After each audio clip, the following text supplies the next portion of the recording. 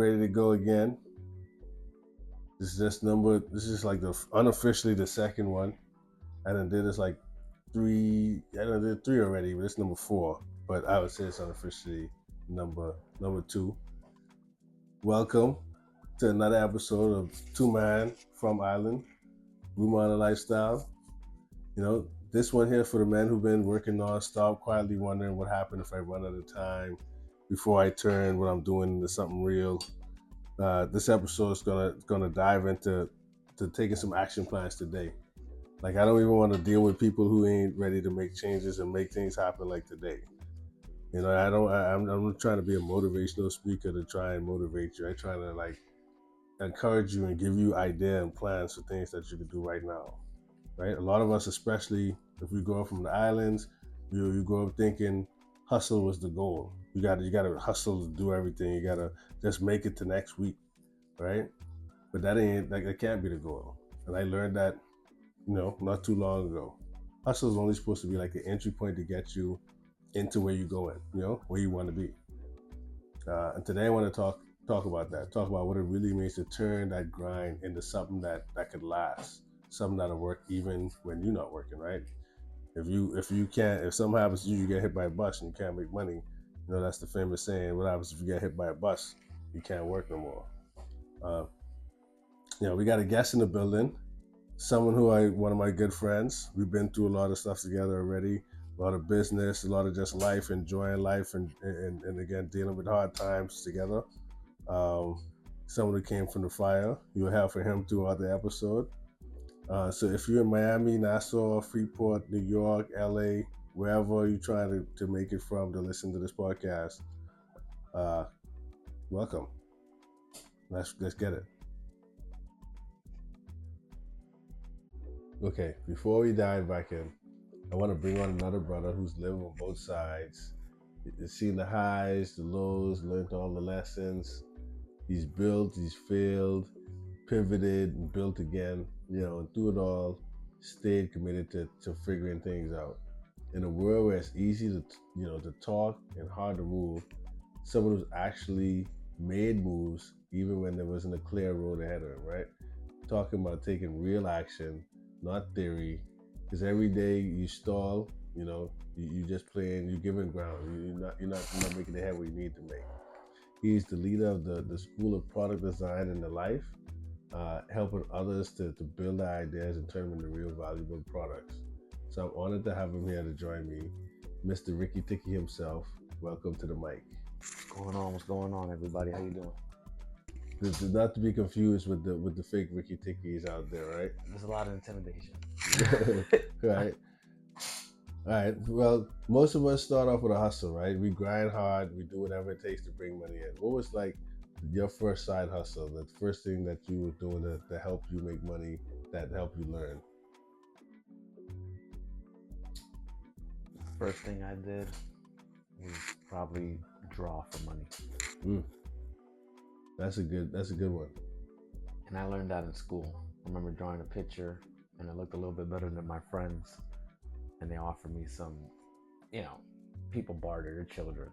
Barter candy, barter with a toy. And then finally someone came up to me with like $3.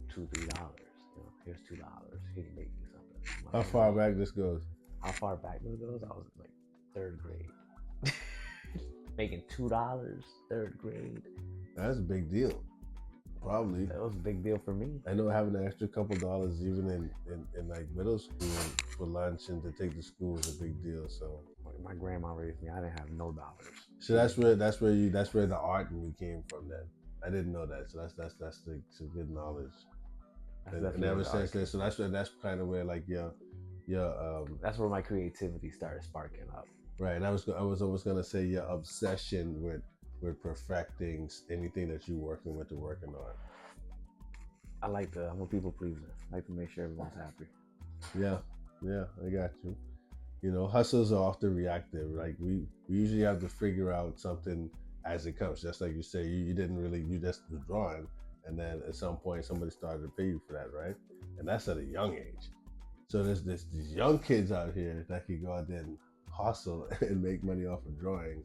And there's some dudes out there that can't even, that's struggling to figure out what to do. So, it's definitely just not to knock on them, but to say, I know there's things out there you could do easily, right?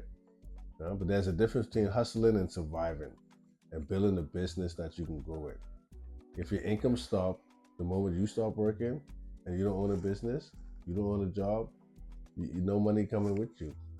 Like, you can work 24 hours out the day if you really wanted to, but then you don't have no time to do nothing, right? You don't have the time to do nothing, but yeah, you make all the money in the world. So I hate the thought of having to trade hours for money, right? In the islands, hustling means like usually getting like a second job, or like you work a full-time job, then you hustling, so you get a side job, and yeah, that's what hustling is. But like, again, you're just trading hours for money, right? In the US, it could be something like Ubering.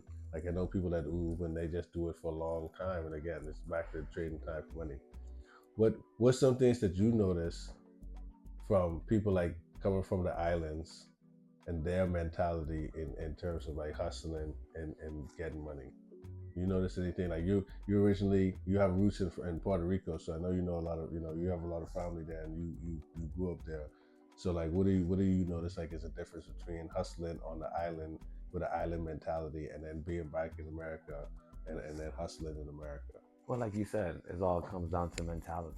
It's a different mentality because it's a different environment. When you're on the island, it's more labor than anything. There's not too many opportunities where you can move forward with your mind as far Right. as like operating something or thinking of the next commission. Yeah. In the US, there's a lot of possibilities because there's a lot of things that you could do without having to put hands on it. So that takes away the whole old school mentality of Right. general labor, manual labor, you know?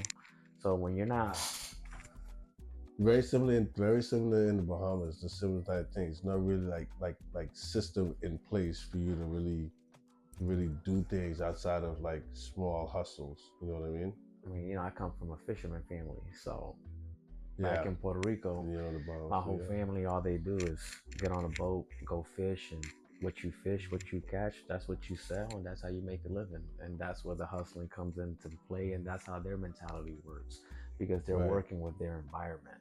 If they didn't live by that ocean, they wouldn't be selling that fish. Right. But they did end up turning that, because we took a trip there before. We might talk about that in another podcast. It's another But podcast. they also turned that into a business too, right? Yeah, that's their business. It's important to be able to convert a hustle into an actual system or a process, and build a team and do something to actually, that can work even when you're not working. Started from a hobby or just a kid going fishing to actually seeing how good you are and what you actually produce and your network from there. Then you have to have a network mentality where you're marketing your services. People understand your service because when you're by the water, everyone can do what you're doing. Exactly. But it takes ethics behind it as well. So if you don't want to get up and do this, or you don't have the heart for it, Right. it's not going to work out for you. And Right. that's where everyone's results vary. And you can end up like getting burnt out, right? Everyone could do the same thing, but not everyone has the same ethics to do the same things, or urgencies, or mentality to feel like, hey, I could do it. Sometimes it's a confidence thing. Sometimes it's a lack of belief or a lack of just seeing it. Exactly. And understanding this difference can save you in like years of struggle and burnout. Like, a mindset shift from hustler to builder / businessman starts with recognizing like the limits of your hustle, right? You can't hustle forever. You can start small, but you have to, with a focus on scalability and trying to build it up. Like, I know the things that you've done in the past, you always think that way in terms of like, I want to build this to where it's something that could be built on a high level, not just on a lower level, right? Right. Like, but time is limited, right? So you can't think small, because the smaller you think, when you aim, the saying is aim for the stars and you hit the moon, right? Because you know that your percentage is going to be, you have a certain return rate on your investments, and so the more that you put out there, the more you can hope to get. But starting now is the first. Starting today is like the first step. If you ain't doing stuff today is like, you need to start doing things right now, right, towards freedom, right, and help set yourself up to be like moving on to the next level, right? You got to come up with a plan. You got to think about the future. You know what I mean? Every hustle that you have is a step towards your future. It's something towards it, some type of stepping stone. And if you can elevate what you're hustling, great. But if not, you take that capital gain and you invest it into something that could be a little bit more rewarding, or something that's a little bit more on a higher tier of hustle. And that's how Right. you gain different things. Right. It ain't no perfect. It ain't no perfect situation or perfect moment to wait for. Waiting for the perfect moment is like a trap that plenty of people get stuck in the hustle cycle. Right. Life don't come with guarantees, and none of us know how much time we really have anyway. I just was telling somebody the other day, I'm over 40, and I don't know if I have another 40 years. So with that said, it makes sense to like use the future time I have more. Too often we delay taking real steps because we fear things, we have doubt, or we're waiting on other people. Like, is there something that you wish, one thing maybe you wish that you had started earlier, a business pursuit, an idea, a passion? Anything like that you wish you'd started earlier that you thought maybe if I started this earlier I'd have a better route now? Obtaining property and investing into dividends. Mm. Those are the two things I wish I started earlier. Yeah, and a lot of people don't even think about investing because you're not really taught this. Like we did a lot of investing ourselves, but we kind of were self-taught and was going through the ups and downs of the investment curve, right? But like that's definitely something that people should be more aware of. Like hopefully we could teach people about some of that stuff in the future as well. No, but each day you wait, opportunities pass by and momentum will slow down. Hesitation leads to lost income, lost money, lost confidence, and waiting for perfect knowledge or skills mean you never really actually start that thing that you're trying to do. So like I don't think it's really smart, in my opinion, to wait for the perfect moment or wait for permission from somebody or wait for approval. Waiting for permission or approval could keep you stuck. You know, is there a time that you waited for someone to give you permission that you now regret? Like you wanted to do something, not even permission, but like you were waiting on a signal, a sign, a go ahead from somebody, and it didn't work out well for you. I mean, I would say yes. If it was up to me, I would have been in a whole different state. But I never chose that because I was waiting for certain things instead of waiting. I mean, part of it is you have to be kind of selfish sometimes, and that's kind of a hard thing to tell yourself when you already have a different nature. When you already have a different nature, it's kind of hard to be selfish and make those type of decisions, even though they're to better you and to better the environment around you. So one thing that I learned is that if you do take the sacrifice and you become selfish, as much as people will disagree, as much as people will be like, you're gonna make some enemies along the way. A lot of people are not gonna agree with your opinion and your perspective. But at the same time, everyone doesn't live your life. They're not you. They don't know what's best for you. They know what's best for them. And if people stop you from doing what you want to do or anything to better yourself, then I think it's just a beneficiary thing. Yeah, I mean, we could even use the example of just the recent tariffs and things that have been back and forth between the U.S. and other countries. Like, if you waiting to do things, those could be affecting you, like depending on your timing. It could be good for some people, it could be bad for some people, but like, you just gotta take action, basically, right?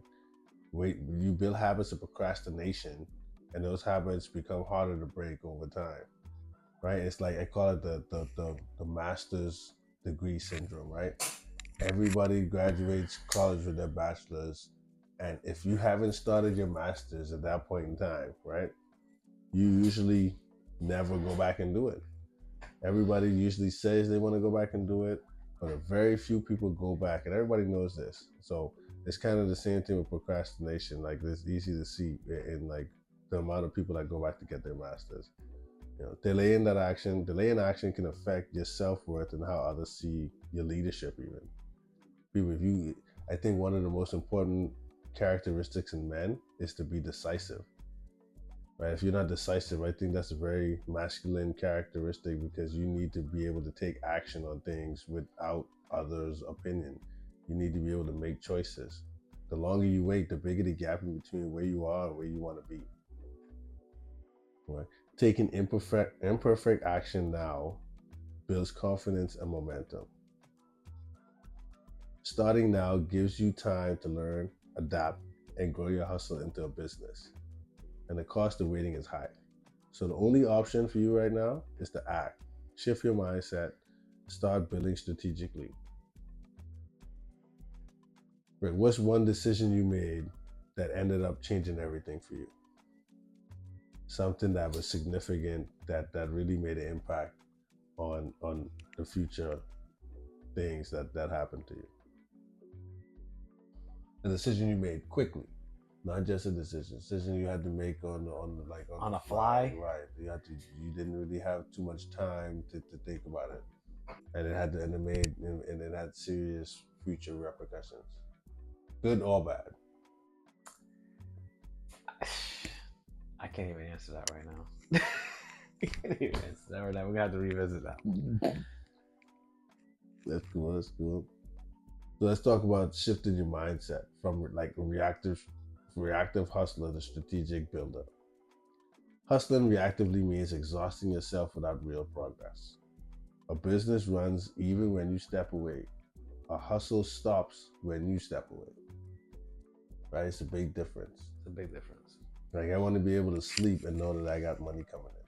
That's the only way that I sleep comfortably.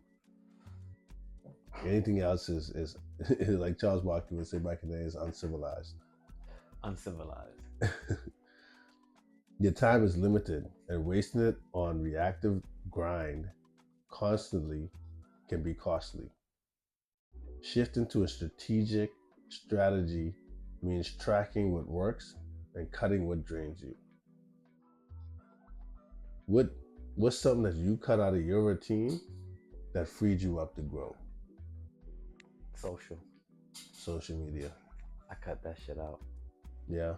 It's good for networking purposes, but at the same time, it's such a huge distraction. I guess I was around bad examples of use. You know, everybody I see with it, it was just, you see them lost. Yeah. You know, you got a bunch of people zombified into their phone, and I'm trying to have a conversation with you. I'm hanging out with you, and you just, balls deep into a video that has nothing to do with anything in your life right now, but it sounds great. Yeah. No, I did the same thing too, and then it's kind of same. To get the realization, it's not social media; it is how you use the. It's how you use right? it. So you could abuse anything. That's like people used to say, like somebody could be eating too much apples. Yeah. You know what I mean? You're still gonna get fat, like at the end of the day. But like, you got to do things with moderation. That definitely makes sense. And social media is one of those things I think that you like everybody should do in moderation. Yeah. But also knowing your money, time, and energy flow is the first step to like getting control of everything. And if you ain't taking the time to figure that out, and you're taking time away from that to be on social media, it literally just don't make sense. Letting go of ego allows you to ask for help and build a team. Stop worrying about social media and spend more time on building network, building a system, building a routine to create that freedom and scalability that you want. Patience and discipline are vital. Results won't come overnight. Perfectionism kills momentum, and doing imperfect actions move you forward. Right? Learning is the only way to get to the next level. I feel like that's the only way that a man could actually learn. Tell me something. What's something that you launched that wasn't perfect, but it got the ball rolling, and then you ended up building on it some more, and then it became a better thing? Ricky Ticky. Story on the conception and the rise of Ricky Ticky. For the Had to people, be my for the first. people Had that to be don't my know. first weed show. My first weed show back in 2013. I went to a High Times festival out in San Francisco. That was a crazy thing because me and Al, you know, Todd, Todd. we got the judge passes, and I guess we bought these things like a month after they came out. People thought we were waiting in line. It just turned out to be number 1 and 2. So that's something that the editors were talking about. Everyone in High Times was talking about it. It's like, hey, look, these guys are number 1 and 2. Right. So we got there. These are the guys. Celebrities. They must be right? the guys. They must have been waiting in line. As soon as tickets went out, we actually bought them a month later. Right. No one bought the judge passes. Everyone just bought general admission. No one wanted to judge things. I don't know why. I thought it was an amazing experience. So I said, let me do it. And that's where it started. I got there. I seen all types of innovations in the cannabis industry. And I said, you know what? I need to be a part of this. And I started doing it. And I just kind of like just rolled with it. Ricky Ticky. And then as soon as I said it, everyone thought about the mongoose. And me, I just thought about like a tribe thing, just because I already thought about how far you can expand with just the word tiki. Like, it could be anything. You know what I mean? Tiki is like a way of life for some people, especially from like Hawaii or those type of islands and things like that. They think everything's tiki. I don't know if you ever heard that no expression, but that's another way of saying it is all good. Right.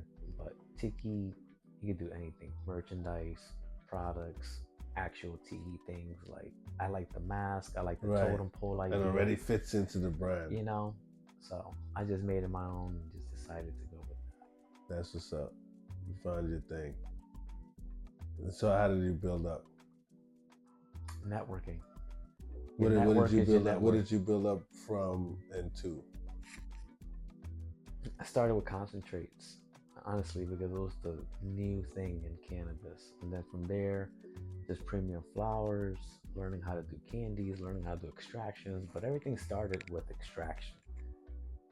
Learning about distillate was amazing to me, that you could get this oil from a plant and it's almost pure, 99%. That's crazy. Right. And then everything that you could do with that, especially when you dilute it, it stretches so far, So it was just like a gram of raw distillate. It's 1,000 milligrams. People make, and then you think about the gummies that you see of 50 megs. I'm like, 50 megs? How many can I make with a gram? You know what I mean? Right. I need to understand the science behind this because... So you got way more deep into it after that. I saw the finances, I saw the possibilities of growth, And I guess my biggest mistake, to go back on that conversation, that question that you asked me, what was a decision I made? I decided to work with a chocolatier. Was the worst decision that I possibly made. Because working with a chocolatier or the chocolatier? The chocolatier in general. You know what I mean? I learned a lot being around this individual, but at the same time, I seen how much was already pre-made. Like when people hype up their skills and say, I did this, I did that, you think, wow, this guy made this thing from scratch. Right. Nah, man, there's a fucking mold. And there's already things that are pre-filled and pre-done where all you really have to do, like the truffles, let's say the truffles, for instance, there's a mold for it. This guy was buying shells. And all you had to do was pipe fill, put some chocolate on top, wait a while, let that cool down. It's really the marketing and dip the it stuff in chocolate, and then you coat whatever you want to coat. Right, that's it. And that's it, and then from there, the possibilities of creation is on you. You can do whatever you want. Whatever flavors. My favorite one was the crusted coconut, white chocolate with the passion fruit. That was mine. That was mine. That was amazing. Love that stuff. I can make that stuff. And that's why I'm happy. But I took such a big loss from that project that I decided to just walk away from it. I didn't want to make it. But at the end of the day, you still got to celebrate your wins, even if it's small wins, even if it was a big win and it ended up being a loss. Celebrate your wins. Growth is growth. Slow growth is slow growth. The worst lesson is not learning anything at all. So I definitely learned a lot from that. And I took that and I'm back on the rise now. Right, and you still have a strong community around you, so that's a big thing. Legacy don't really have anything to do with money because the name stays around, right? It's about the name and the example you set, and that action that you took years ago still laid a foundation today for more things. So, Not just for me, but for a lot of people. exactly. Anybody around me at that time definitely had a platform to grow. So who is there? So who in your circle right now he helps to keep you grounded and to keep you pushing and keep you going forward? Other than me, I mean, I know I always want to be like, is there somebody in your circle that helps you that stands out? That's like this person I have to do good because I know I'll let this person out, or they make sure that you know I'm doing well. I'll say Todd. Todd, Todd. I have a lot of people in my life, but as much as he went through stuff and I seen him on his come up, I felt like we were just there, parallel, like we both went through the same things. We both seen certain struggles. We both seen certain come ups. We both went through experience it all started high times, and then from there it was just a roller coaster. Right. Yeah. Don't worry, Todd. We'll have Todd there at some point as well. We'll have to have him on an episode. But yeah, no, that's what's up. Todd is my guy too. But definitely with the and I know I don't even have to say this to you, but make sure you always stay proud of the Ricky Ticky stuff, even though you want to do more with it than you're doing right now. So no, it's actually coming back. Don't let none of that stuff hold you back. Make sure you share your vision, even sharing your struggles. It helps to get. I feel like that's a good release to share the vision, the struggles, the successes, and share them with other people. You know what I mean? Learn from adopting to the new situation that you're in. You know what I mean? Just move forward, like you said. It's coming back, and I'm ready. I need to be first online for any Tiki products that are released. Okay? Got you. As long as you got all that sorted out. Your journey inspires me, and your journey is going to inspire others. Leading by example matters, and that's what this is all about. The path you build today sets a foundation for lasting change. Okay, so again, I'm not gonna talk y'all to death. Just want to get some thoughts and out there and get some other people on the podcast and start being a little more consistent with it. I want to thank my guests for having some time. And we did a lot today to get this going, but we got it going and we got it done. Now I want to talk about the last thing before I close out. This is what I've been trying to close out all my podcasts with, like a daily practice. All right. This daily practice is about getting real about your finances. I heard a lot of people talk about how much money they want and how much money they think they need to get. And I think that there's a lot of guys that don't really know how much money you need to really be comfortable. You don't need $1 million. A lot of people don't need nowhere near $1 million, right? So here's what I want you to do. I want you to sit down. I want you to look at your finances. I want you to write down everything you're doing, all the stuff that you spending money on or need to spend money on. Put that in the list and actually look at what you're making, what you're spending, and total that up for a year and see what it really looks like. Write it all down for some clarity. Knowing the numbers breeds confidence and power. If you know exactly what you need. Accountability is key too. So write it down, make some goals, share the goals with someone you trust, and spend a little bit of time every day reflecting on the progress and how you're doing with this. All right? Now, you can't fake your way into peace. You can't hustle your way out of truth. But you can build something real strong and free if you do it with intention. Thank you for joining. Follow on Balloon Model Lifestyle on Instagram.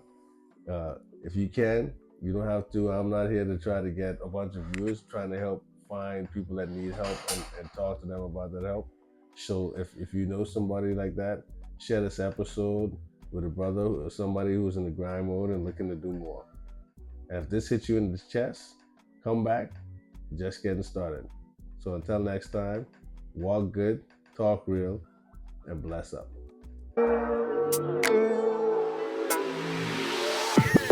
Shooters on the road, no, I'm up and down the interstate. With a full on one, might contemplate. If I won't come, I might have to get away. Front broke, then blues, try to celebrate. I don't wanna say it's easy, cause it's not. Monster and a beast at the same time. Got the crown on my shoulder, looking like